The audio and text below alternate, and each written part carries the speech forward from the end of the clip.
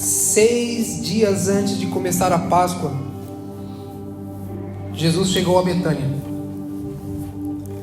onde morava Lázaro, o homem que ele havia ressuscitado. Prepararam um jantar para ele. Preste atenção na cena. Olhem para mim, preste atenção na cena. Marta estava servindo. Lázaro estava à mesa. Enquanto Maria pegou um frasco de perfume caro, feito de essência de óleo aromático, e ungiu os pés de Jesus e os enxugou com seus cabelos.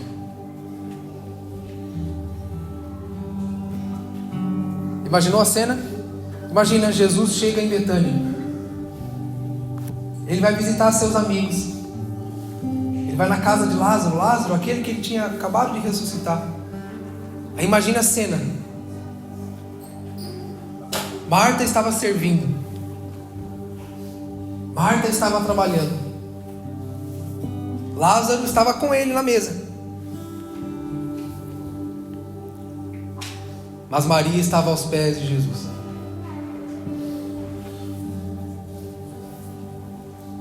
Quem foi que Jesus exaltou? Quem foi que Jesus exaltou? Quem que Jesus pediu?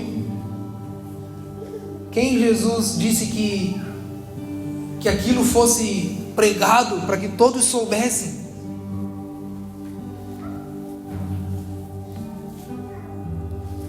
Por que nós ficamos... Por que, irmãos, que a gente fica lutando por um lugar à mesa? Por que a gente fica brigando para ver quem faz mais, para quem pode? Por que a gente fica disputando quem tem mais autoridade, razão? Por que a gente fica buscando um espaço para trabalhar? Sendo que o que Jesus deseja de nós é uma verdadeira adoração. Marta trabalhando, Lázaro à mesa, mas Maria estava aos pés. Marta servindo, Lázaro à mesa, mas Maria fez a coisa que era necessária. Por que a gente fica lutando, né? Por que os crentes ficam se degladiando para ter um espaço, pela notoriedade, ficam brigando pelo destaque? Por que a gente se deixa ser tomado pela ambição de poder fazer alguma coisa, falar alguma coisa? Por que a gente fica disputando pela ambição de estar ali? Mas eu estou aqui, eu estou perto, eu estou aqui do lado, eu estou... Sendo que Jesus evidenciou alguém que talvez para o nosso sistema religioso não estava fazendo nada de importante e interessante.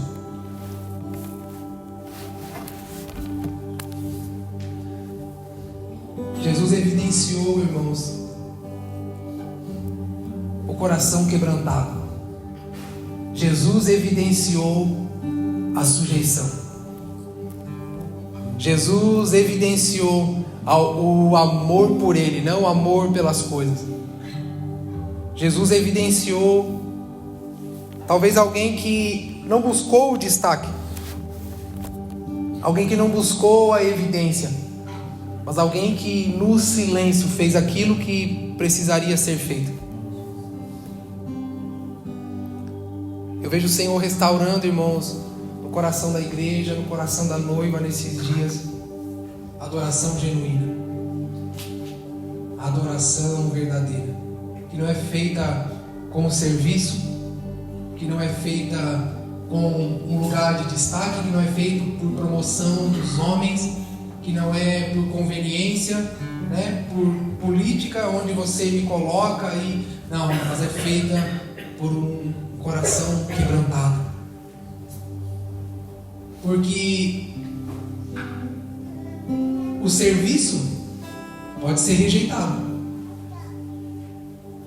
O lugar de destaque pode ser rejeitado. Mas o coração quebrantado, jamais. O coração quebrantado, jamais. Imagina essa cena comigo. Ontem eu fiquei imaginando essa cena. Ontem eu fiquei imaginando, né, uma sala ali, né?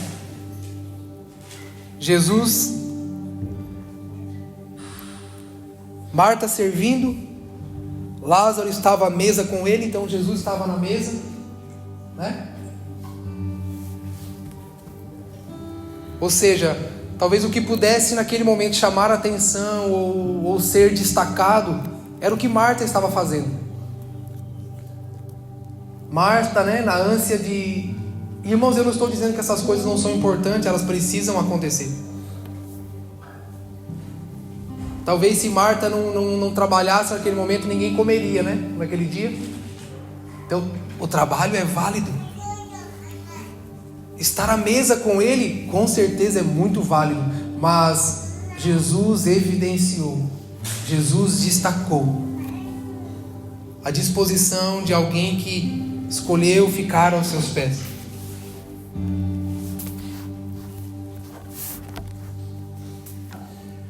Eu creio que muitas vezes todo esse ímpeto de fazer, de querer destacar, talvez todo esse ímpeto, irmãos, ainda revela um pouco da nossa imaturidade.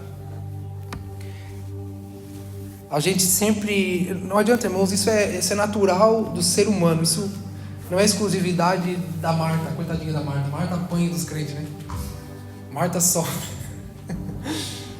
Mas isso não é privilégio da Marta, não. Isso é nosso. Maria, que é uma exceção. Maria encontrou um lugar em Jesus. Maria encontrou uma suficiência em Jesus. Maria não escolheu não fazer nada. Jesus disse que ela escolheu a melhor parte. E eu penso que muito desse anseio ainda nosso vem por esse desejo, irmãos, intrínseco em nós da primazia. E, cara, como nós precisamos lutar contra isso. Como nós precisamos rejeitar essas coisas. Irmãos, não é um trabalho fácil. Não é um trabalho fácil vencer o orgulho, vencer a razão. Não é um trabalho fácil vencer a ofensa. E talvez seja por isso que o Senhor está insistindo conosco. Não é um trabalho fácil, irmãos, morrer para si mesmo. Não é um trabalho fácil renunciar a nós mesmos. Talvez seja por isso que o Senhor esteja... Uma vez eu ouvi alguém dizer que nunca viu um morto levantar do caixão para requerer seus direitos. Uma vez eu ouvi alguém dizer que nunca viu um morto levantado do seu caixão para requerer suas vontades e aquilo que... para requerer sua herança, talvez. Requerer seu lugar. Eu creio que nós ainda estamos vivos demais. Eu creio que nós estamos ainda muito... Está latente em nós a busca pela satisfação e pela aprovação. Está vivo demais em nós o desejo, irmãos, por estar certo. O desejo pela opinião e a aprovação dos nossos argumentos. E isso é um trabalho árduo. E estar vivo, irmãos, não condiz com o Evangelho de Cristo. Estar vivo choca com a mensagem de Jesus, que diz que nós precisamos renunciar a nós mesmos. Tomar a nossa cruz para seguir a Jesus em sua vontade. Irmãos, não tem como duas vontades habitarem no mesmo ambiente. Não tem como dois senhores estarem no mesmo governo. Não tem como.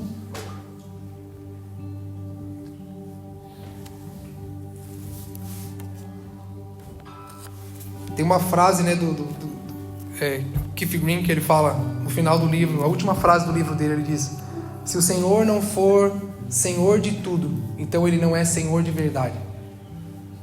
Você nunca vai ver um rei que governa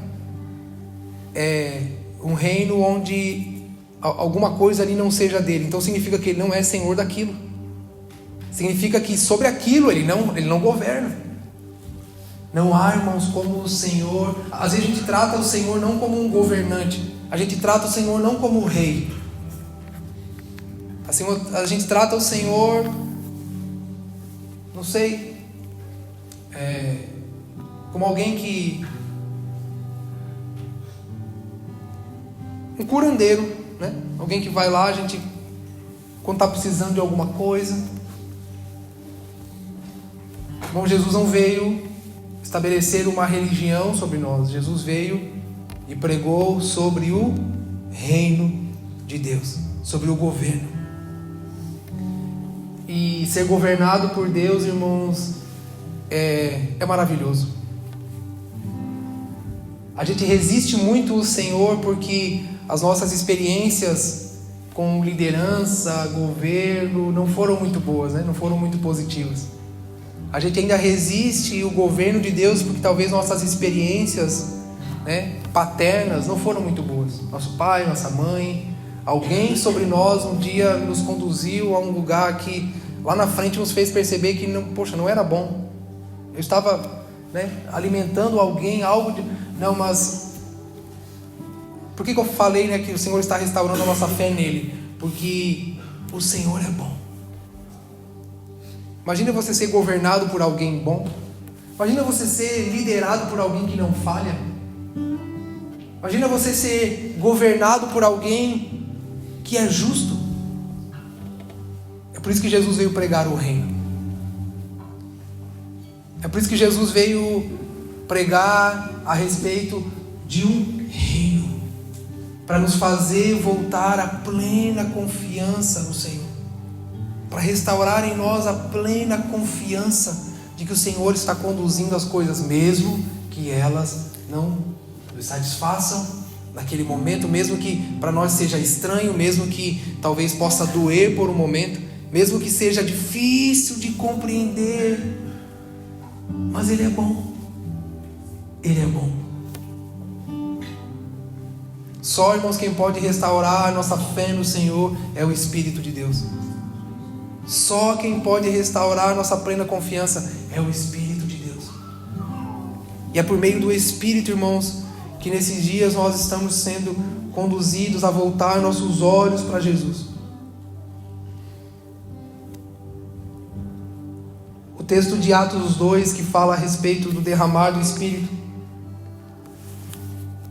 tem algo no versículo 6 que chama minha atenção, que logo depois que o Espírito foi derramado sobre eles, a palavra de Deus diz que se ouviu um som, né? Se ouviu um barulho, e o versículo 6 diz que versículo 5, naquela época, judeus devotos de todas as nações viviam em Jerusalém. Ou seja, não eram só os discípulos, estava tomado, né? Era época de festa, então tinha muita gente em Jerusalém. E a palavra de Deus diz que quando eles ouviram o som das vozes, eles vieram correndo e ficaram maravilhados, pois cada um deles ouvia em seu próprio idioma.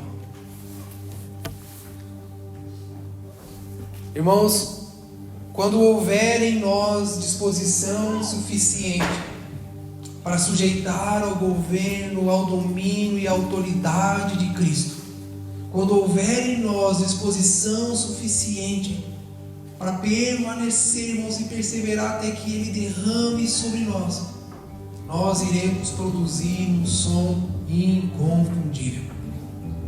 Por meio da igreja de Cristo, irmãos, será liberado um som inconfundível, que fará com que todas as pessoas, as demais pessoas à nossa volta, seja quem for, irmãos, da crença que for, da língua que for, da tribo e nação que for, nós produziremos por meio do Espírito um som que será inconfundível, e isso irá atrair as pessoas. E eu temo, irmãos, meu coração nesses dias está temeroso e revendo muitas coisas, recapitulando muitas coisas, percebendo muitas coisas à minha volta, tentando entender e discernir muitas coisas, a fim de que a gente não queira produzir um som para atrair as pessoas que não sejam por meio do Espírito. Para que a gente possa vencer essa tentação de produzir alguma coisa, a fim de que atraia, convença, de que satisfaça as pessoas, desde que não seja o Espírito. Porque se nós trabalharmos para satisfazer os desejos das pessoas, o dia que houver decepção, não haverá mais aliança. Se nós trabalharmos, irmãos, para produzir algo agradável ao ouvido humano, irmãos, o dia que nós falharmos, não haverá mais aliança, não haverá mais unidade. Nós perderemos as pessoas que tentamos sustentar até aqui. Eu temo que pela falta da presença do Senhor, a gente esteja trabalhando para produzir a glória, para produzir o som, para produzir o barulho, sabe quando você vê, você vê uma receita lá na internet e você tenta reproduzir ela, né? É bem provável que não saia igual. E a gente dá logo as desculpas, não é a mesma panela, não é o mesmo forno, a gente sempre tem um monte de desculpa. Eu temo que a gente esteja fazendo isso. A gente olha para a receita e fala assim, não, unidade não é bom, vai doer. Não, comunhão é chato. Um monte de gente estranha, não gosto do fulano, não gosto do outro. Não, esse negócio de perseverar não dá. Vamos fazer do nosso jeito. Você conhece aquele que lê uma receita e faz totalmente diferente? Você já viu? Obrigado. Você já viu aquela pessoa que vê uma receita na internet e chega, não, mas aqui eu vou fazer isso aqui, eu acho que fica melhor, né? Eu temo que a gente esteja, irmãos, olhando para a palavra de Deus, olhando para as instruções de Jesus, olhando para os mandamentos, os estatutos do Senhor, e a gente diga, não, mas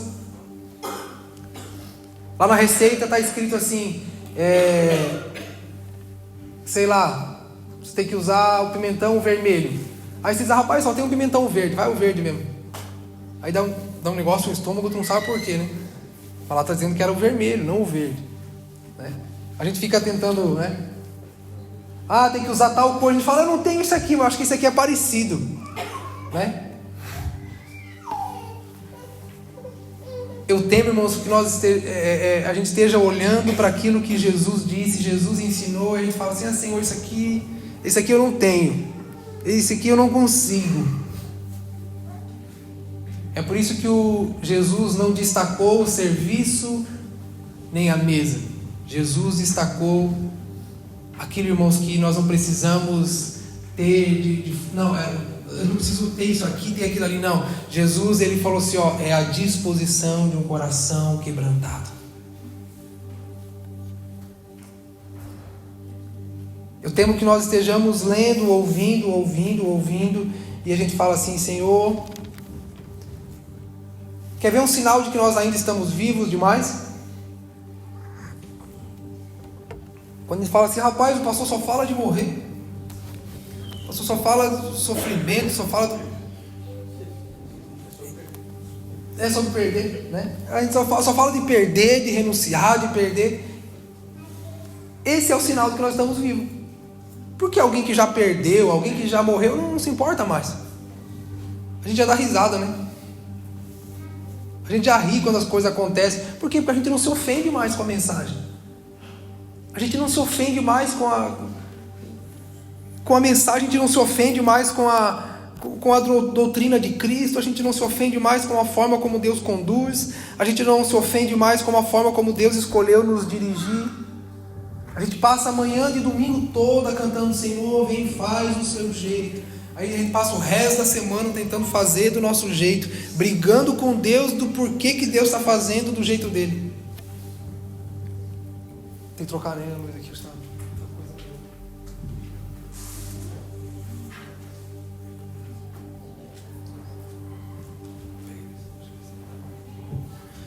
A gente passa o domingo todo dizendo, Senhor, faz do seu jeito. Aí na segunda-feira Deus faz.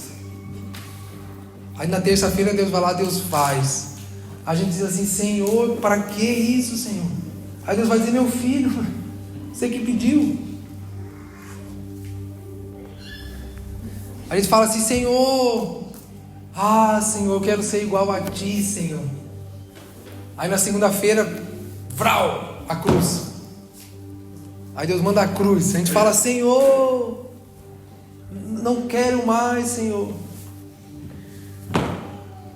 Aí cada um tem a sua, né? Jesus falou assim: tome a sua cruz, e cada um tem a sua, irmão. Não adianta pensar na esposa nem no marido, tá? Alguém já pensou: tá vendo? Essa mulher é uma cruz para mim. Não é, irmãos.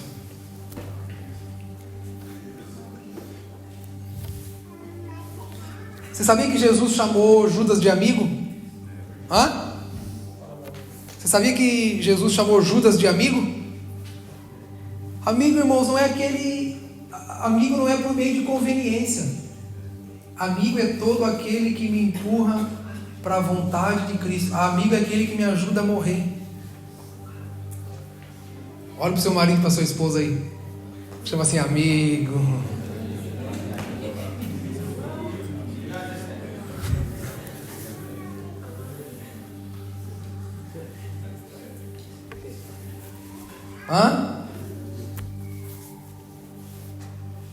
É aquilo que nos ajuda, irmãos, nos empurra para o caráter de Cristo.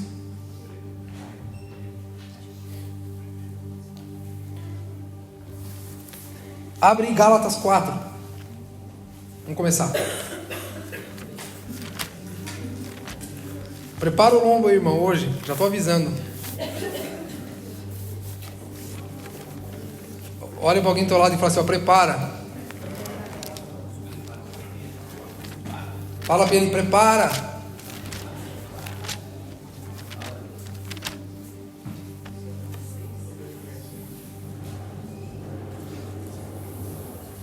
Gálatas 4.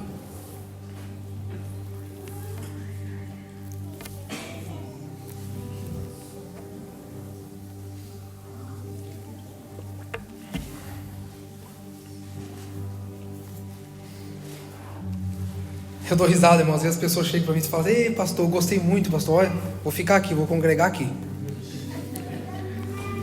Eu dou aquele sorrisinho assim dentro de mim, irmão. Eu falo assim: tadinho, sabe de nada.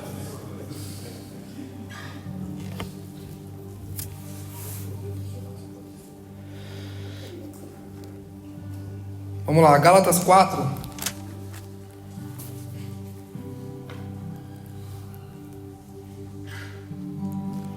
Portanto, pensem da seguinte forma. Quando a gente fala assim 4 e começa a ler, é porque é não...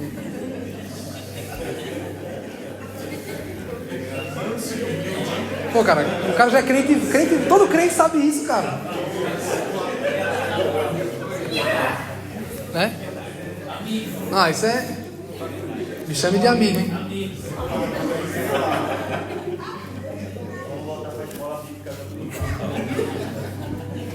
Vamos lá. Gálatas 4, versículo 1.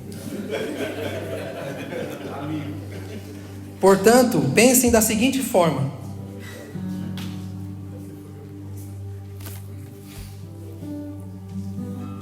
Enquanto não atingir a idade adequada. O que fala na sua versão aí?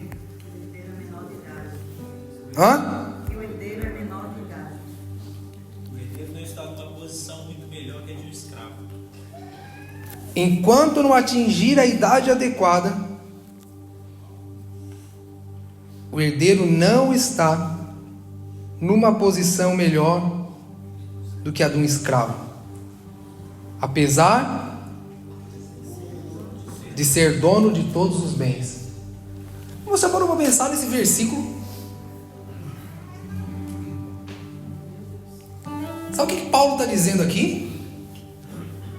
Que um escravo e um imaturo é a mesma coisa. Um escravo e um imaturo estão em pé de igualdade. Mesmo que o imaturo seja senhor de tudo, seja dono de tudo.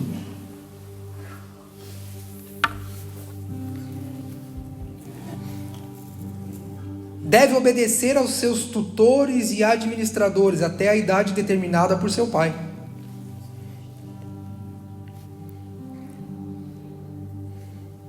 Assim, também nós, o mesmo acontecia conosco, éramos como meninos, éramos escravos dos princípios básicos desse mundo.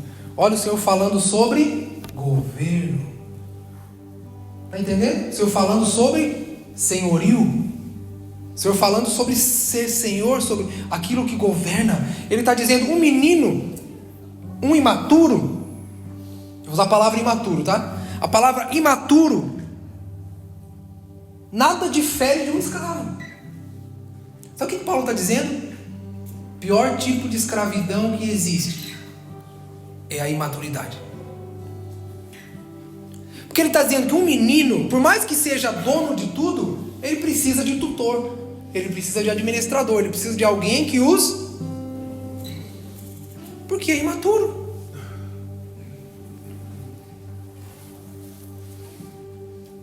Aí Paulo diz, é a mesma coisa que acontecia conosco. Éramos imaturos, como escravos, meninos como escravos. Agora, sobre o princípio de quem? Sobre os princípios básicos desse mundo, ou seja, sobre o governo das coisas desse mundo, sobre a autoridade das coisas desse mundo, do sistema desse mundo,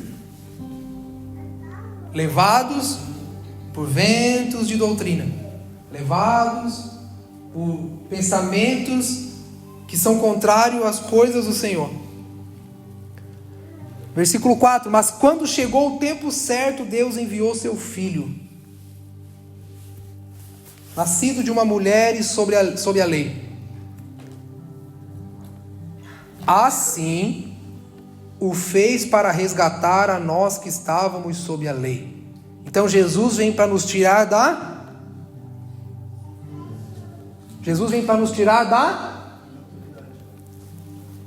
escravidão, da imaturidade.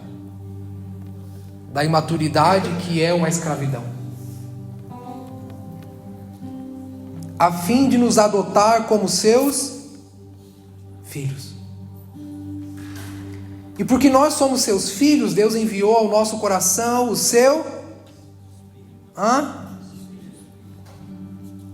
E por meio dele clamamos, Abba, Pai.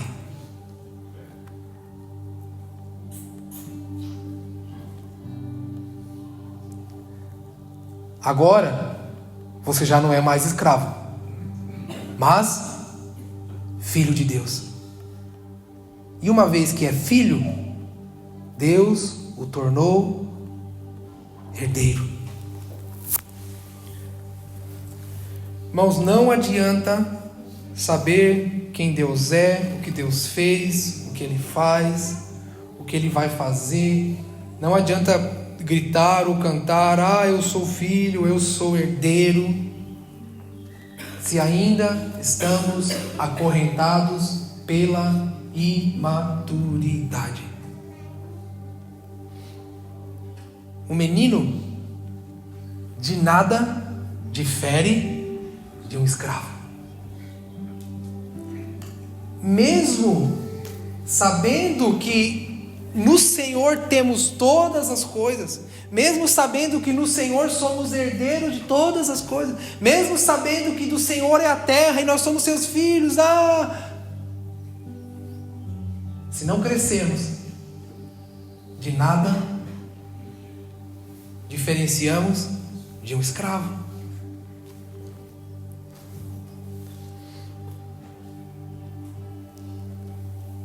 Por que temos falado, irmãos, ao longo dessas últimas semanas, talvez mês, a respeito da urgência e da necessidade extrema de um derramar do Espírito sobre a igreja?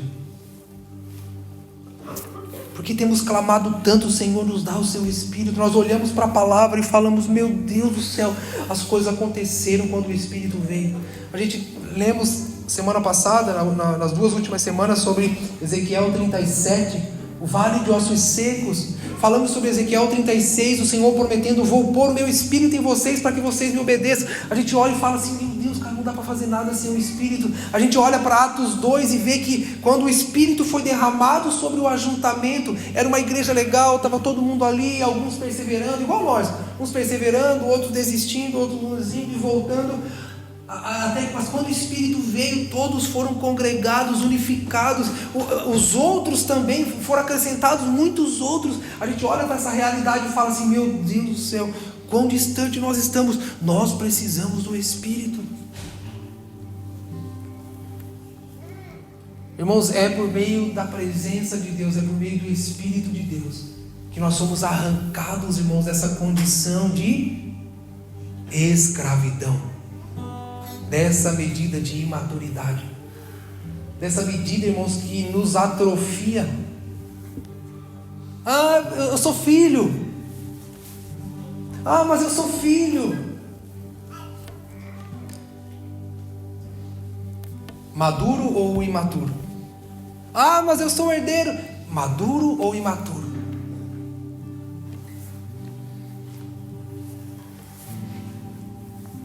Vamos ler Efésios 4 de novo?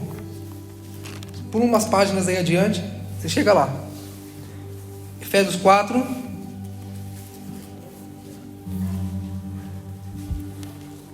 Versículo 11. Vamos lá. Ele deu alguns para apóstolos, profetas, evangelistas, pastores e mestres. Ok? Eles são responsáveis em preparar o povo para realizar a obra, que é a edificação do corpo de Cristo, até que todos alcancemos a unidade da fé e o conhecimento do Filho de Deus. Até que cheguemos à unidade e à fé que o conhecimento do Filho de Deus produz, e para que amadureçamos. Uau! Para que servem todas essas coisas? Para que servem todas essas coisas? Para que servem as ferramentas que Deus deu à igreja? Para que servem os ministérios que o Senhor compartilhou para alguns? Para que serve todo o trabalho e desenvolvimento da comunhão? Para quê? Para que a gente, chegando à completa, plena medida, a estatura de Cristo. Versículo 14. Então não seremos mais imaturos, como crianças, que são levados de um lado para outro. Quando seu filho começa a ir para a escola, a primeira coisa que o pai e a mãe falam: o menino vai para a escola, não aceita a bala de um estranho, né? Não pega carona com um estranho. Não é assim? Sabe por que a gente fala isso? Por que você fala isso para o seu filho quando ele vai para a escola? Porque ele é imaturo. Porque ele é menino. Sabe por quê? Porque ele é levado. Ele é facilmente levado. Quantos casos a gente já conhece, né? Às vezes uma balinha, um pirulito, um docinho, desvirtua um imaturo.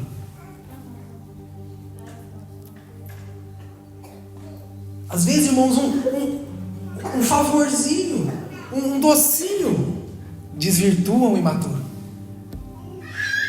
Vai pensando aí. Às vezes, irmãos, um privilégiozinho desvirtua um imaturo.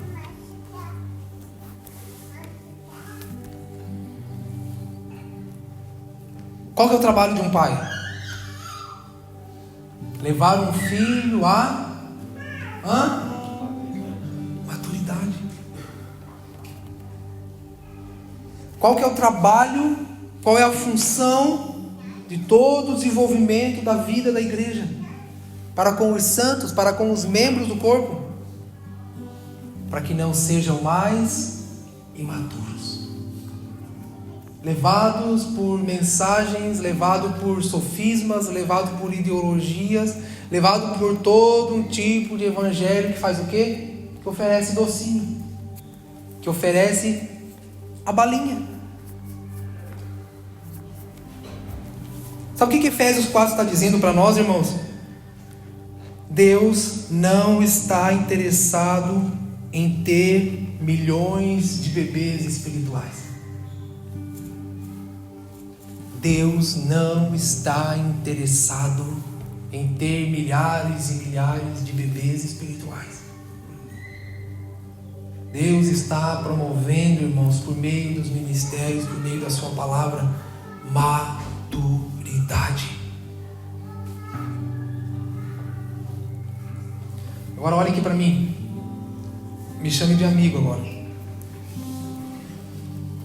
Olha para mim, irmão. Poxa, me chama de amigo. Fala assim: ó, meu amigo. Sabe qual é a nossa dificuldade, irmãos? Sabe qual é a nossa dificuldade?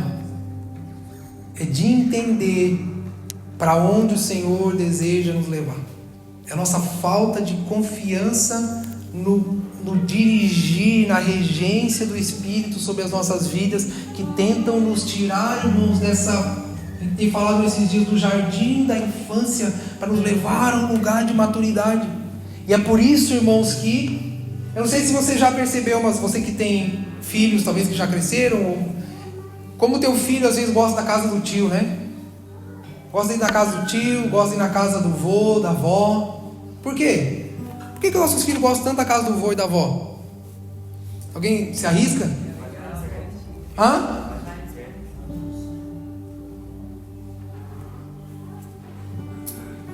Talvez para o vô e para a avó, cara, ele vai ser sempre aquele bebezinho, né? Vai ficar sempre naquela... Chega na hora de corrigir, o que o vô e a avó fazem? Ó, não passa atrás. E quando o bebê enche a fralda, irmão, a avó chega para a mãe assim, eu sei que não são todas, né? Mas chega para a mãe: toma que o filho é teu. Aí quando sai do banho, nossa, né, imagina, a avó já chega: ai, bebê da avó, vem cá, cheirosinho, banho, né, banho tomado. Então é tendencioso, irmãos, os nossos dias. Ah, mas peraí, Paulo já tinha avisado, né? Paulo diz que nos últimos dias os homens não suportariam. Não suportariam o que, irmãos?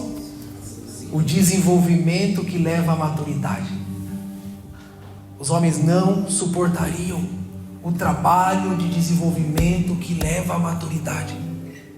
E eles iriam buscar o quê? A casa do tio, do vô, da avó. Eles iriam atrás de algo que lhes sustente nas suas emoções, nos seus sentimentos, nos seus argumentos, nas suas razões.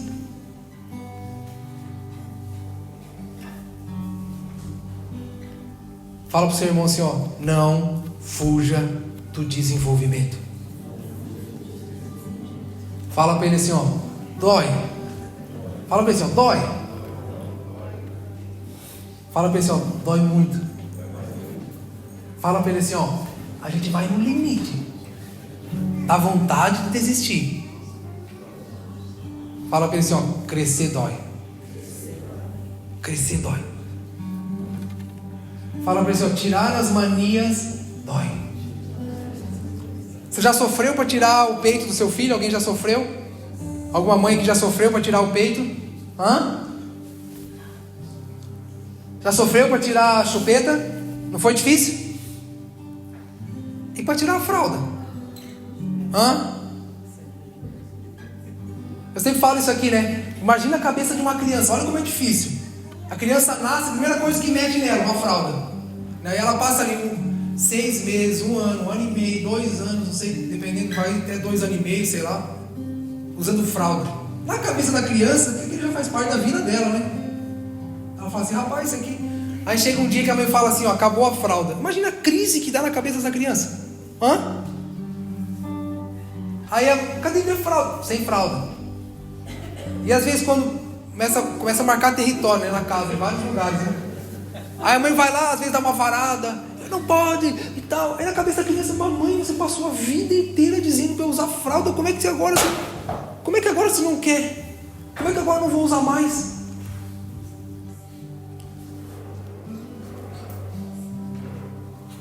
Está vendo, irmãos, como crescer é difícil? Como desenvolver é difícil? Mas essa é a vontade de Deus. Tudo que Deus, todas as ferramentas do Senhor que Ele nos deu é para nos levar à maturidade. O que Jesus fala para Nicodemos? Nicodemos, é necessário nascer de novo. Quando você nasce de novo, quando você nasce, você é o quê? Um bebê. Aí o Senhor, Ele dá a você, dá à igreja, dá ao corpo àqueles que vão trabalhar no desenvolvimento. Para levar até onde? Para levar até onde, irmãos? A maturidade. A igreja não é um berçário, irmãos.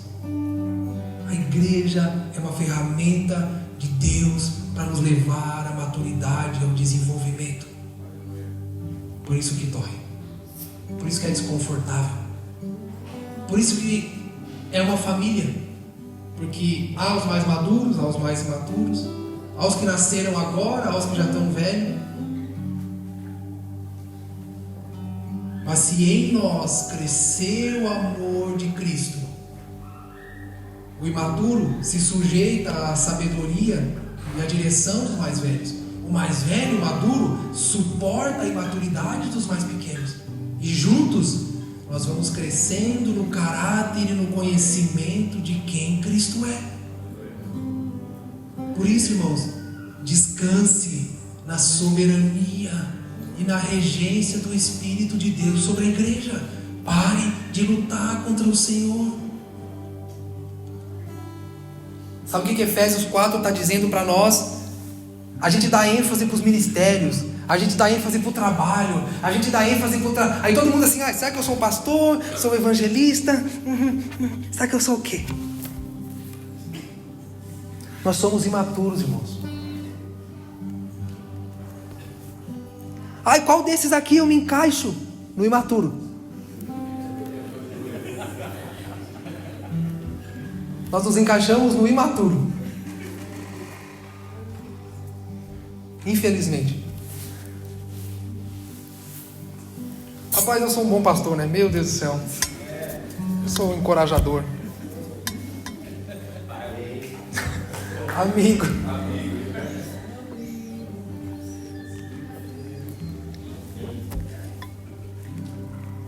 Mas isso é verdade, irmão. Isso é muito amor por vocês. Se eu fosse buscar o próprio benefício, irmãos, tem tanto jeito de fazer dar certo. Tem tanto jeito de fazer a igreja prosperar e dar certo. Tem tanto jeito, irmãos, de manipular e trazer todos, sabe? Tem tanto jeito de trazer todos ao engrandecimento da placa do meu nome, da igreja. Mas, irmãos, eu não posso mentir para a minha consciência.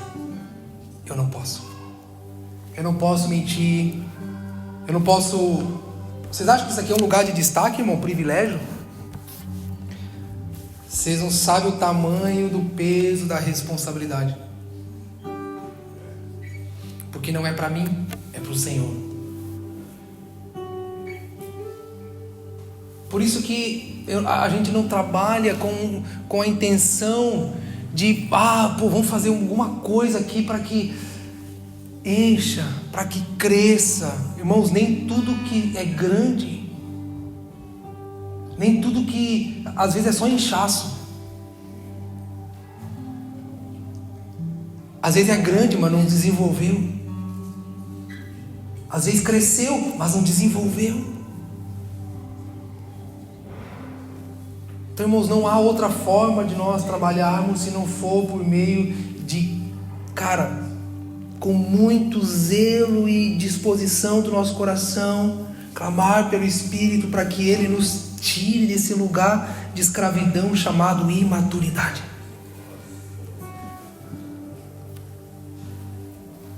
Irmãos, é muito lindo ver um bebê saudável. É muito lindo ver um bebê bem formado, crescendo. Quando a gente olha, o Levi, olha o Vicente, a gente fala assim, olha que como cresceu o cabelinho, né? O Jonah, cada vez que eu olho uma foto, ele tá assim, igual o pai dele, assim.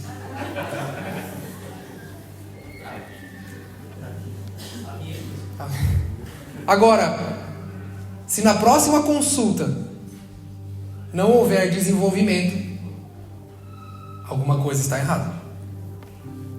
É lindo ver um bebê, irmãos, mas não é lindo ver um bebê para sempre. Vai chegando umas determinadas fases. Eu lembro do Joaquim, da Luísa. A gente ia visitar a médica e ela falava assim: ele está conseguindo fazer a pinça, né? Ela falava assim: ele começa a pegar as coisinhas. A gente está preocupado, né? De botar o perfuminho, fazer aquelas coisinhas. O médico está preocupado com o quê? O desenvolvimento. Ele falou assim: pai, tem que cuidar, tem que estimular ele, né? Estimula ele a pegar as coisinhas, estimula isso, aquilo. Aí ele faz os testes com o olho, né? Se segue o olho, faz. Não é assim? Então é lindo, irmãos, ver um bebê, tá gordinho, mas se na próxima consulta não houver o desenvolvimento, né? O peso, tem todo... Alguma coisa, o quê? Está errada. Alguma medida vai ser tomada. Alguma medida precisa ser tomada. É a mesma coisa que o Senhor faz, irmãos, nas nossas vidas. É a mesma coisa que o Senhor está desenvolvendo em nós. Às vezes você fala: Senhor, eu quero ficar parecido contigo.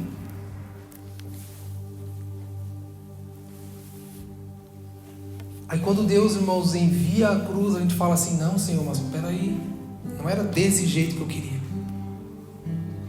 A gente fala: Senhor, eu quero crescer, Senhor, eu quero... O Senhor está dando, irmãos, para nós. Ele está nos estimulando. Irmão, como é que a gente vai ser igual a Jesus se não tiver Judas? Como é que a gente vai desenvolver, irmãos, a capacidade de amar e perdoar, a capacidade de suportar? Como é que a gente vai desenvolver, irmão, se não tiver os fariseus? Se não tiver as pressões, as aflições, como é que desenvolve? Quem cresce, irmão, sem dor?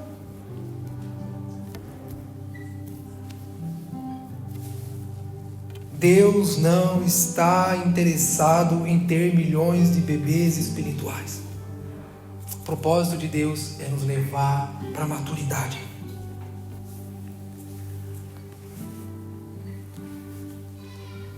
Vamos lá, avança para o versículo 17. Volta para Gálatas. Gálatas capítulo 4. Avança para o versículo 17.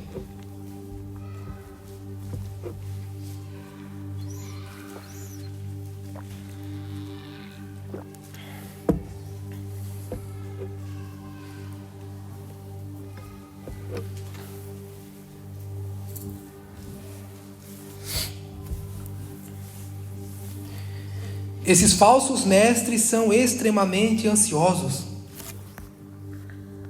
Está acompanhando aí? Algumas versões falam: os que vos cercam não os fazem de verdade. Eles querem vos afastar de mim. Para quê? Para quê? Alguém fala aí na sua versão: para quê? Irmãos, está vendo qual que é o trabalho de um falso evangelho?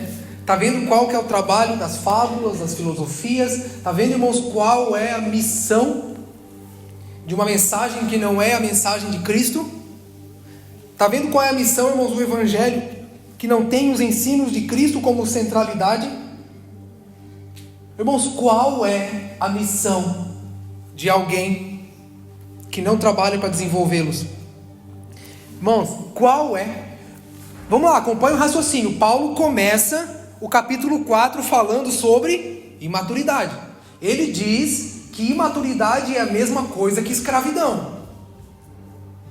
E ele fala que por meio do Espírito, agora nós não somos mais escravos do sistema desse mundo. Agora nós somos filhos de Deus. Porém, nós precisamos sair da condição de imaturo, da condição de menino, porque um menino nada difere de um escravo. Porque um menino imaturo, ele precisa de ser conduzido, ele precisa de alguém, né? Aí lá no versículo 17, ele está falando: gente, presta atenção. todo evangelho, irmãos, é sério isso, presta atenção aqui. Todo evangelho, toda mensagem, toda pregação, todo trabalho coletivo da igreja que não tem por fim o desenvolver você de menino para a maturidade, só tem um propósito: de prender a eles.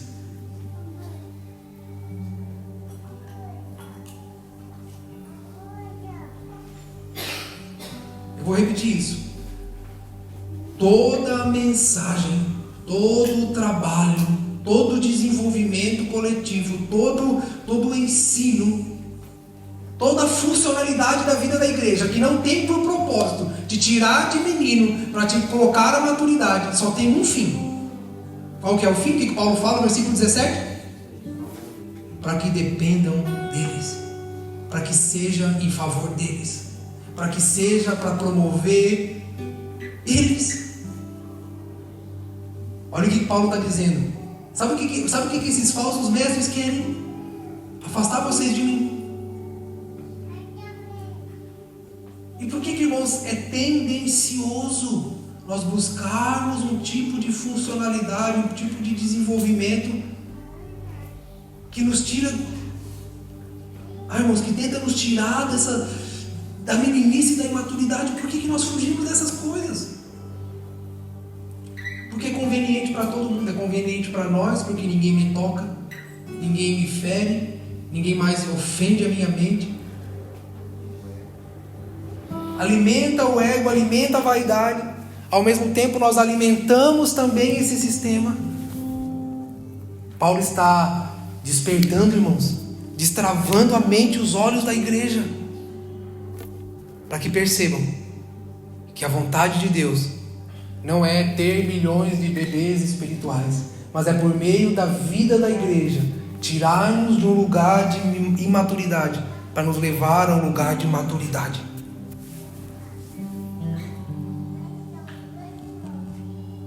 Irmãos, esse versículo 17 está nos revelando que existe um tipo de sistema, irmãos, que manipula, que se esconde atrás dos ensinos, que não apontam para Cristo e para a sua vontade, mas que tem por fim criar a dependência dos homens. Quem que vive na dependência de tutores? Quem que vive na dependência de tutores? O imaturo, o menino. Abre rapidinho comigo, João 16.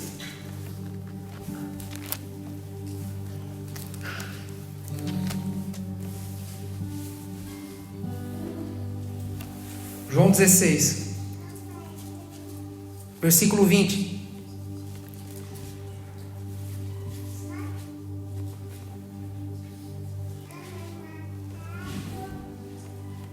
Vamos lá? Eu lhes digo a verdade, vocês chorarão e se lamentarão pelo que acontecerá comigo, mas o mundo se alegrará. Ficarão tristes, mas sua tristeza se transformará em alegria. No trabalho de parto, a mulher sente dores, mas quando o bebê nasce, sua angústia dá lugar à alegria, pois ela trouxe ao mundo uma criança. Agora abre comigo, volta para Gálatas.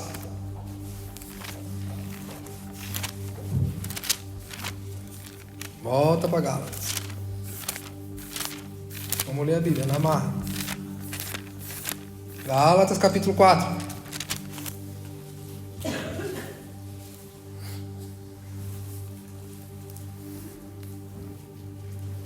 Vamos lá, vamos ler o 17 de novo. Esses falsos mestres estão ansiosos para agradá-los.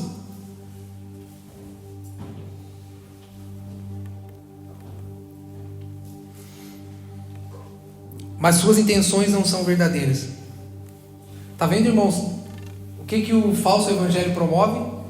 O agrado. Promove a satisfação pessoal. Promove a satisfação do ego e da vaidade. Mas isso não é verdade. Querem afastá-lo de mim para que dependam deles. Se alguém deseja agradá-los, muito bem, mas que o faça sempre, e não só quando estou com vocês. Versículo 19. Ó, meus filhos queridos. Aqui quem está falando, irmãos, não é o tio nem o vô. Paulo está chamando de... Então ele está se colocando em uma condição de... Olha o que ele está dizendo. Sinto como se estivesse passando outra vez pelas dores de parto, por sua causa, até que Cristo seja plenamente o quê? Desenvolvido em vós. Vejam, irmãos, duas realidades onde fala das dores de parto. Nós lemos o livro de João que diz que o nascimento ele é promovido por dor. São as dores de parto. Ok? Há uma medida, irmãos, de sacrifício. Há uma medida desconfortável que se gera algo. Mas quando Paulo fala aqui em Gálatas, ele não está dizendo assim, eu vou parir vocês de novo. Não, ele está dizendo assim, é como se eu estivesse passando novamente as dores de parto. Sabe o que Paulo está falando? Ele está falando que a mesma dor que se tem para o nascimento é o mesmo tipo de dor que tem para o desenvolvimento. Por isso, irmãos, se o Evangelho não promove desconforto, se o Evangelho não te confronta, se as palavras de Jesus não te confrontam, se o Evangelho de Cristo não é desconfortável, não soa como renúncia e sacrifício dentro de nós, não vai promover desenvolvimento. Paulo está dizendo assim, olha, há uma medida. Ele fala assim, Paulo está dizendo, cara, eu gerei vocês, e assim, eu vou te falar, doeu, ele diz, doeu. Foi uma medida de intercessão, foi uma medida de muito sacrifício, mas pronto, vocês nasceram. Só que Paulo está dizendo, cara, o desenvolvimento também promove a mesma dor. E Paulo está dizendo, eu estou aqui, mais uma vez, insistindo, sujeitando e suportando as dores. Porém, é com outro fim. É o fim de trazer o desenvolvimento de Cristo dentro da igreja. Irmãos, não é por meio do agrado, não é por meio da bajulação, não é por meio da infantilidade. Lute contra isso. Lute contra o desejo e o anseio de buscar alguma coisa que lhe traga o conforto. Irmãos, entenda que a nossa maturidade espiritual não tenha nada a ver com a nossa maturidade cronológica. Porque a gente pode passar 10, 20, 30, 40, 50 anos na igreja e a gente pode continuar com as mesmas manias, as mesmas birras, né? Não sei como é que falava na sua região, birra, barda, né?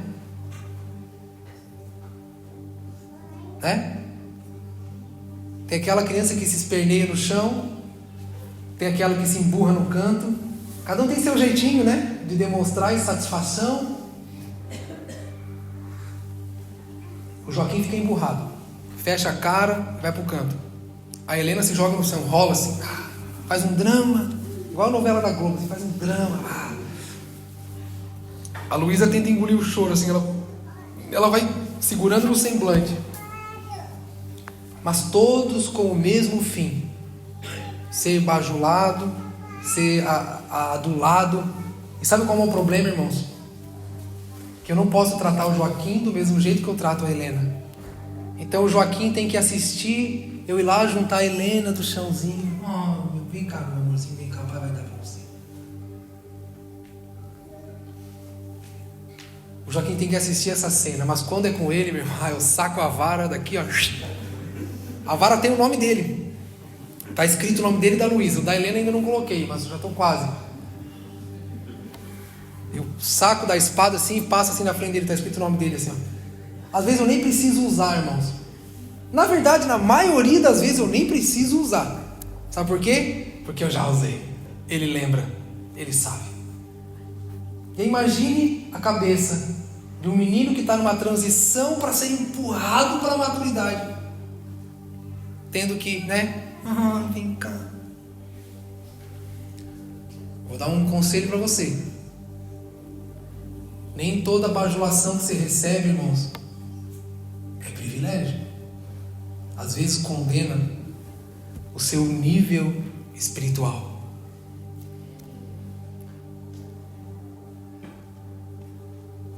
O contrário disso é verdade. Nem toda rejeição que você recebe é uma rejeição, mas revela o quão maduro você é para entender e suportar algumas coisas. Então não seja levado por suas emoções, não seja levado por seus sentimentos. Se quer atenção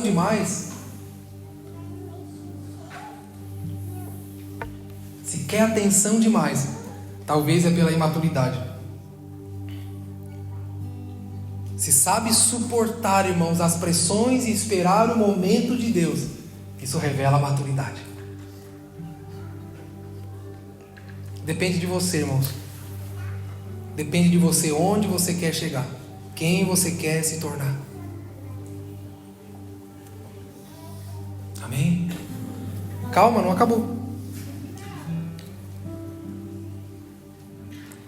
Toda mensagem que trabalha para te tirar da dor e do sofrimento, todo trabalho, toda intenção que tenta aliviar as suas dores é falso. E é isso que está enchendo a igreja de bebês.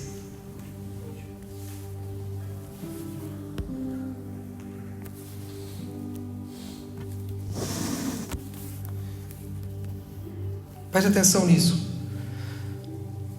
O tipo de cristianismo egoísta a que nós, infelizmente, irmão, já nos acostumamos. Todo tipo de evangelho que na verdade já está entranhado em nossa realidade, que está centrado, irmãos, na minha satisfação, na nossa satisfação. Há um tipo, irmãos, de evangelho, de mensagem que já está tão entranhada na nossa realidade, que só trabalha para quê? Para se centrar na satisfação das nossas necessidades. Já parou para pensar, irmãos, como a igreja tem se tornado um lugar de resolver problemas? Irmãos, isso é uma verdade, mas não é toda. O evangelho é sobre Cristo. E eu vou te falar, seguir a Jesus pelo que Ele pode fazer, faz a gente correr um grande risco de que no dia da crucificação a gente ainda grite por Barrabás.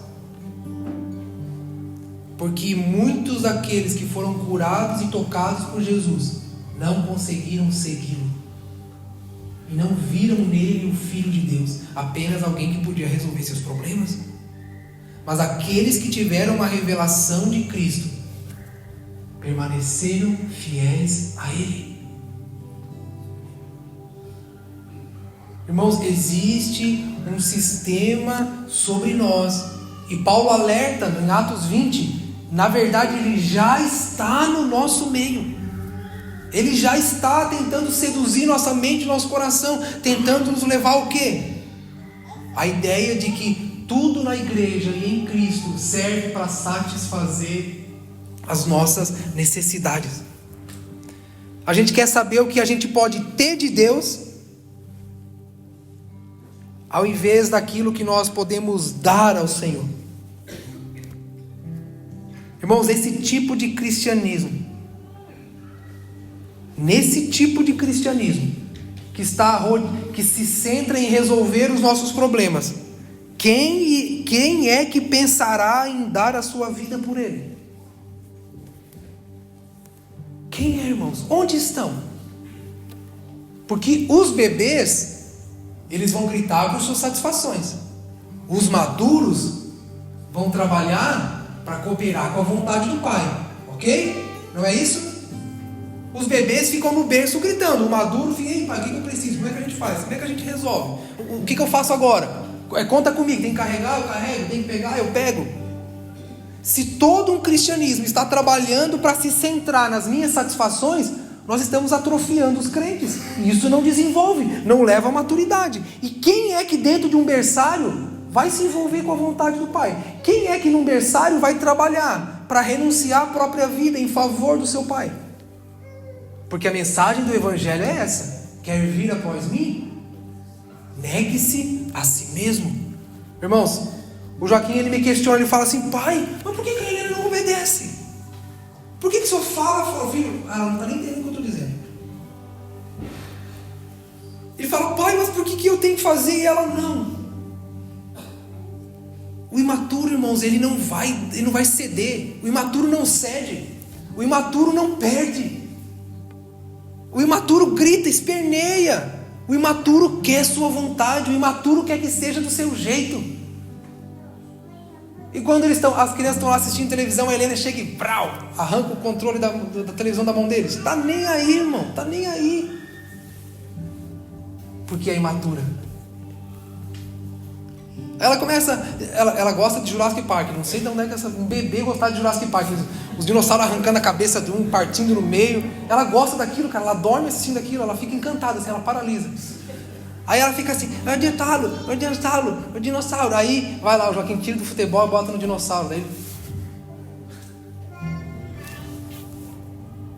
É o imaturo, irmãos, que gosta das coisas do seu jeito. O imaturo, irmão, o imaturo ele fica feliz quando bota o filminho dele, quando canta a musiquinha dele.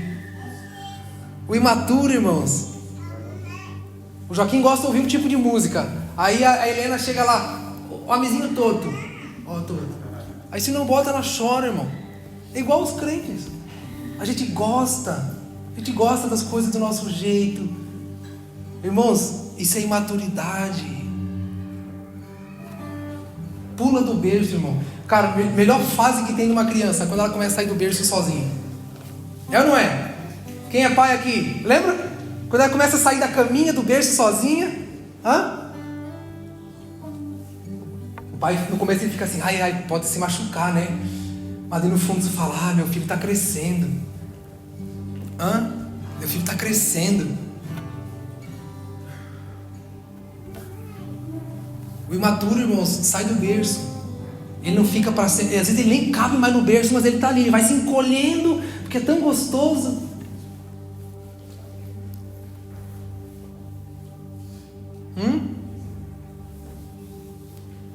Capaz de ter um silêncio ensurdecedor nessa igreja.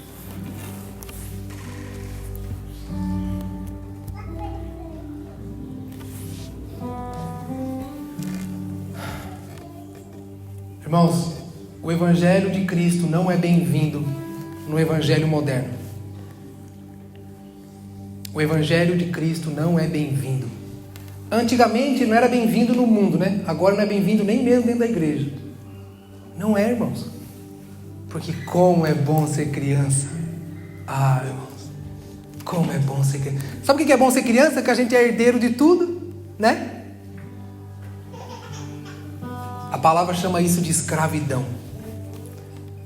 Cara, quão bom foi ler isso. A gente trata com a imaturidade como se, então a maturidade é momentânea, né? Não, Paulo diz, escravidão se chama isso. Cara, é pesado. O menino nada difere de um escravo. E irmãos, vamos lá. Eu não estou dizendo que nossas necessidades não precisam ser supridas, por favor. Ou que, enfim. O problema é que ficar apenas nisso não é o evangelho que Jesus pregou.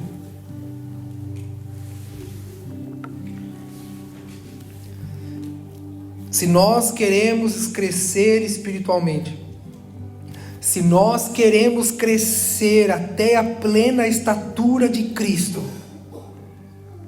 se nós queremos crescer para sermos soldados de Cristo, precisamos ouvir obedientemente as palavras de Jesus.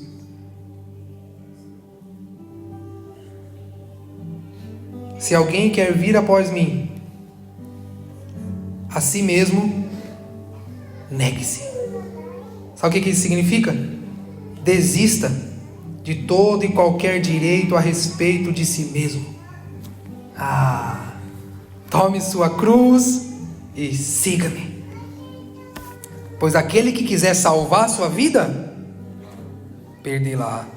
Quem quiser perder a vida por causa de mim, salva-la. Desista de todo e qualquer direito a respeito de si mesmo. Nosso direito, irmãos, é não ter direito.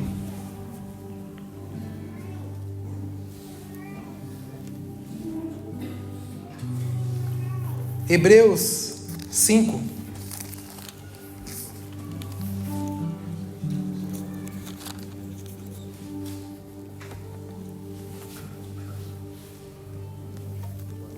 Hebreus 5.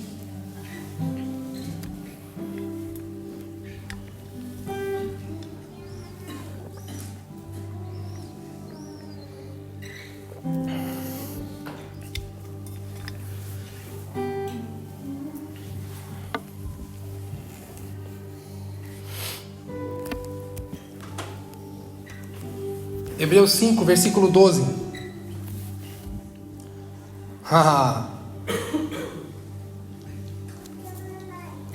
A essa altura, já deveriam ensinar outras pessoas. Olha o que Paulo está dizendo. Irmãos, olha o que Paulo está dizendo. Paulo está dizendo o seguinte: a essa altura,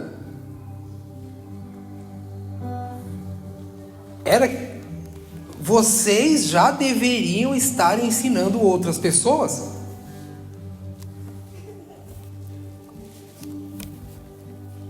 A essa altura, vocês não deveriam mais estar esperando uma boa estratégia do pastor da igreja.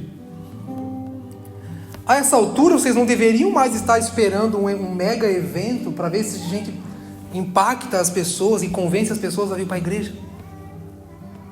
Ele está dizendo, a essa altura, vocês já deveriam estar ensinando outras pessoas.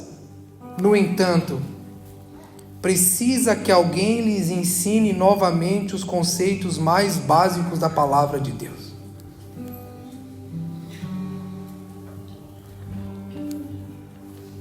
Ainda precisam de leite. Não podem ingerir alimento sólido. Quem se alimenta de leite e não sabe o que é justo. O alimento sólido é para os adultos, que pela prática constante são capazes de discernir entre certo e errado. A essa altura já eram para estar ensinando outros. A essa altura já eram para estar ensinando outras pessoas.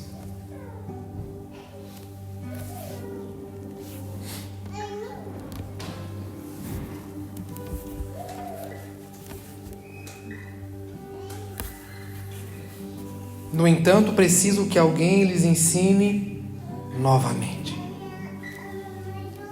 aquilo que é básico, aquilo que já deveria ter sido aprendido.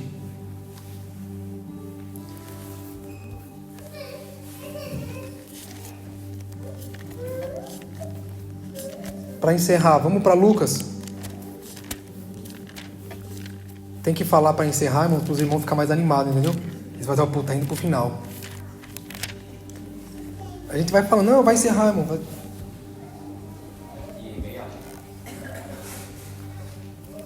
Lucas 22.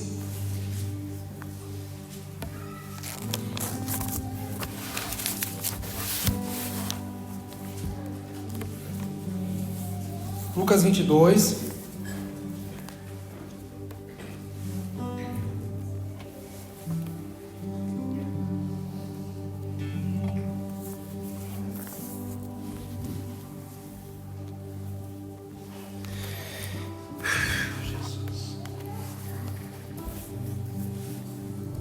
Lucas 22,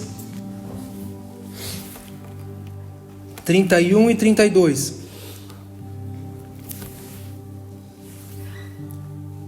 Então o Senhor disse: Simão, Simão, Pedro,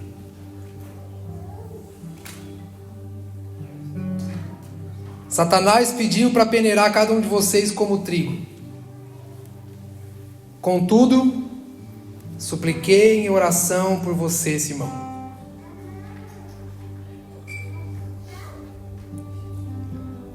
para que sua fé não vacile. Irmãos, está vendo a forma de Jesus trabalhar? Jesus não trabalha para tirar os problemas da gente. Jesus não trabalha para tirar a aflição, a tentação. Sabe qual é a intercessão de Jesus? Irmãos, todo o evangelho que trabalha para te tirar dos problemas, que diz: não, pare de sofrer, vai dar certo, sabe, não.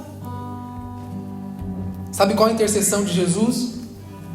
Não é para nos tirar dos problemas, não é para nos tirar das tentações, não é para nos tirar.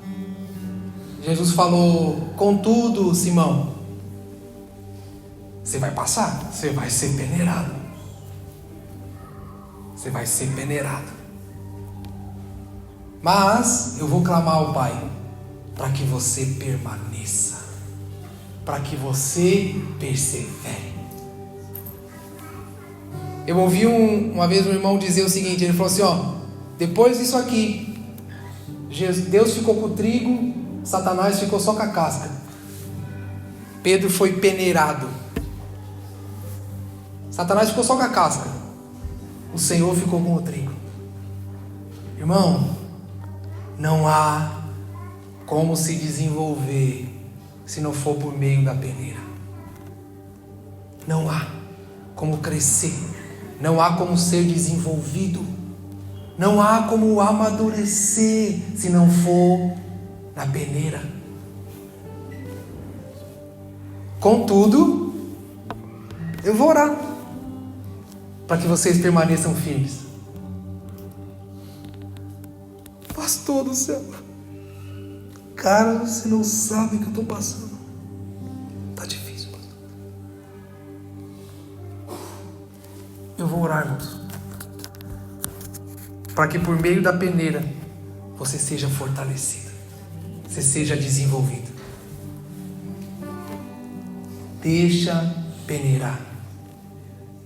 Peneira, Senhor. Peneira. Por isso que a mensagem é: ao que perseverar até o fim. É sobre a perseverança, irmãos. É sobre continuar. É sobre não parar. É sobre não desistir. Portanto, quando você tiver se arrependido, algumas versões falam convertido, né? E voltado para mim. Irmãos, olha para mim. Olha o que Jesus está dizendo. Olha o que Jesus está dizendo. Ele está falando assim: Pedro, é o seguinte, Satanás chegou e falou assim: deixa eu dar uma sacudida no fulano. Aí Jesus falou: tá bom, vai lá. Você lembra de Jó, irmão? Alguém já leu a história de Jó? O diálogo entre Deus e o diabo? Alguém já leu? Né? Deixa eu tocar na vida do Jó lá. Deixa eu dar uma peneirada no Jó. Irmão, que peneira, hein? Quantos capítulos tem? 40? O Jó é 40 capítulos? Uma coisa assim, né? 40. Enfim, não vamos brigar por causa de 1, 2, né? Mas, irmãos, pensa numa peneira. Irmãos, todo mundo quer ver ver Deus igual Jó viu, com os próprios olhos, mas ninguém quer passar na peneira. Só quer ser restituído no final só. É a restituição, né? Todo mundo quer, né? Não sei quantas vezes mais. 7 vezes mais. A gente quer a restituição, a gente quer que alguém nos dê, alguém que nos ensine, alguém que me dá a revelação, me ensine, venha para a escola que me diz como é que é Jesus. Irmãos, é na peneira. Aí lá de novo, Jesus diz: Pedro, é o seguinte, você foi o escolhido. Mas eu não sei se você percebe, mas aqui está dizendo assim, ó. Quer ver? Lê de novo aí o versículo 21. Vamos lá. Todavia, peraí, Lucas 22, não, 31, desculpa. Simão, eis que Satanás,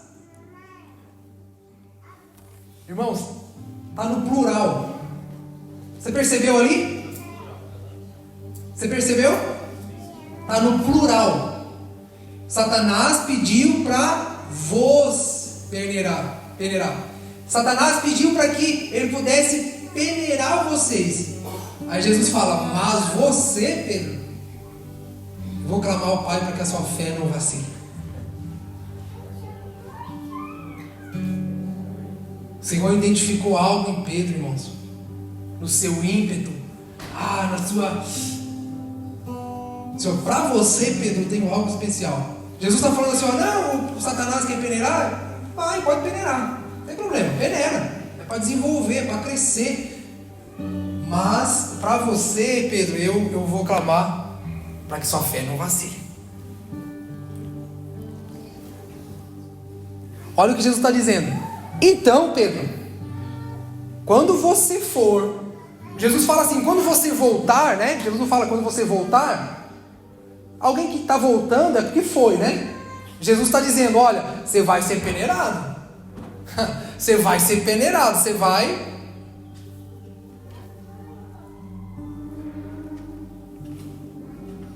Mas quando você voltar, arrependido e convertido, fortaleça seus irmãos. Mano, preste atenção aqui. Lembra o que Paulo diz? Era para você estar ensinando outros. Vocês lembram que Paulo falou ali? Nós lemos ali? Hebreus 5. Hebreus 5, Paulo diz assim: cara, era para você estar ensinando outros. Sabe o que Paulo está dizendo?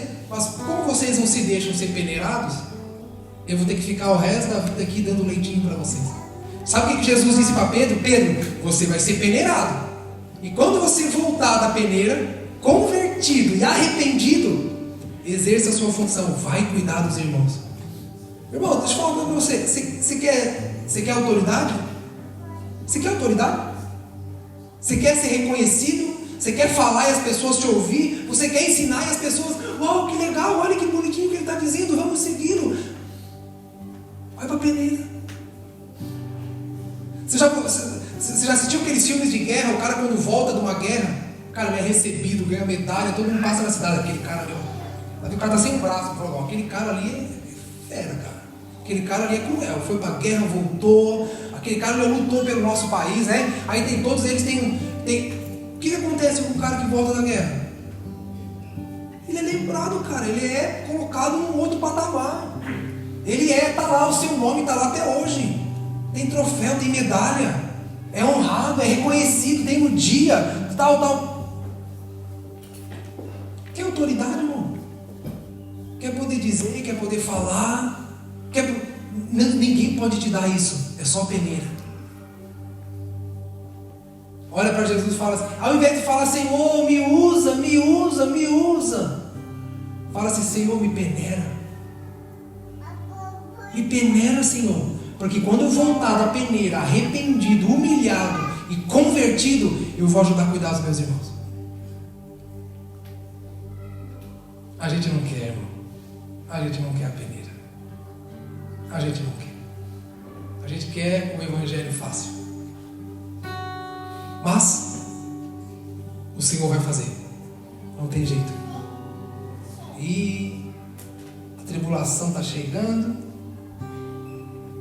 para peneirar. O sistema desse mundo já está aí, ó, para peneirar. A igreja vai ser apresentada para ele, irmãos, peneiradinha,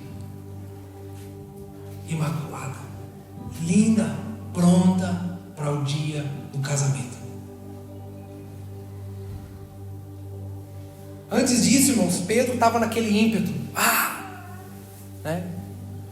Logo depois, ainda Pedro arrancou a orelha do cara. Pedro negou Jesus. Mas tá ali, irmão. O Pedro fluiu. O Pedro funcionou. O Pedro foi reconhecido como o apóstolo da igreja, a autoridade da igreja, porque passou pela peneira. A gente quer, irmãos, como Marta, a gente quer o serviço. Vamos fazer. A gente quer igual Lázaro, um lugar na mesa. O Senhor quer uma verdadeira adoração. Que mesmo na peneira nós possamos olhar para o Senhor e dizer: Senhor, Tu és suficiente para nós. Só o Senhor é o que nós precisamos. Pedro, você vai ter que ser peneirado. E quando você voltar arrependido e convertido, você vai cuidar dos seus irmãos. Fortalece eles quando eles for para a peneira também. Sabe qual é o meu papel aqui, irmão? Dizer para você: irmão, a peneira vale a pena. Sabe qual é o meu papel? É dizer para você: vai, irmão, que é bom. Assim, ó, dá umas crises, né? A gente sente vontade de sumir. Mas assim, quando você voltar arrependido e convertido, irmãos, você vai ser uma ferramenta no reino de Deus e na igreja de Deus. Então eu não estou aqui para dizer para você: irmãos, você pode, você consegue. Eu não estou aqui, irmão, para dizer assim: olha, eu vou dar um grupinho para você cuidar, faz lá uma célula na sua casa, para você ficar satisfeito e você pensar que eu lidero alguém. Não, irmão. Eu estou aqui para dar uma peneira para você e dizer assim: ó, deixa Portugal peneirar você. Deixa o teu patrão te peneirar. Deixa. Não foge, crente, não foge. Porque quando você voltar arrependido e convertido, você vai estar cheio de cicatriz de alguém que, irmão, lutou uma guerra. Aí você não vai precisar de ninguém que diga para você: tá vendo aqui? As pessoas vão olhar para você e vão dizer assim: cara, me ajuda aí. Como é que foi passar pela peneira? Irmão, o evangelho é peneira. Amém? Como é que canta agora, né?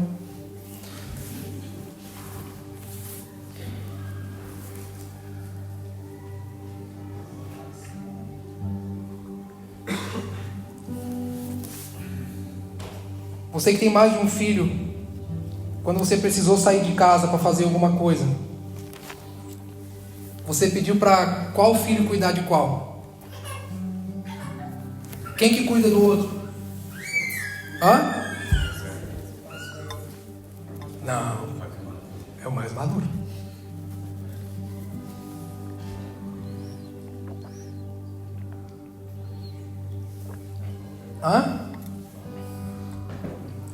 Menino não cuida de menino, irmão.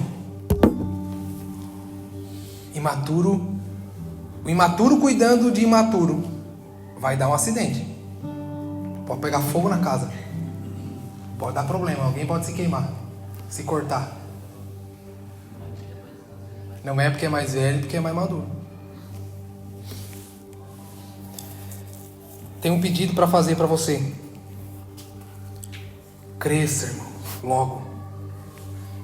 Eu vou orar para que o Senhor fortaleça a sua fé. Porque quando você crescer, tem muitos irmãos esperando que você os fortaleça e os ajude. A seara é grande. Como diz o pastor Luiz, e os obreiros são frouxos. São poucos. Amém? Glória a Deus. Esse é o som do avivamento, irmão. É arrependimento. É o Senhor promovendo em nós vida. Lembra de Ezequiel 37? Ruído, barulho dos ossos se juntando. Mas eu olhei, o corpo estava pronto, vi que não tinha vida. Então barulho não é sinônimo de maturidade. Pelo contrário, quem faz muito barulho são as...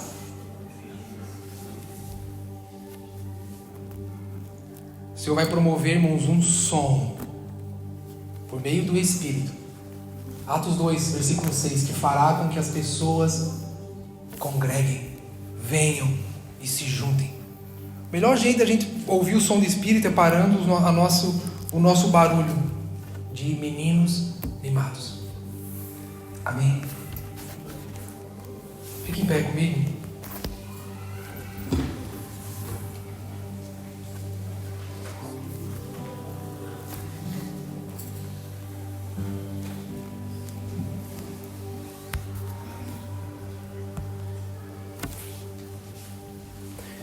Não é bom, irmãos, pregar essas coisas.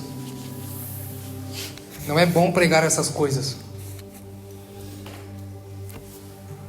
Mas é que crescer também dói.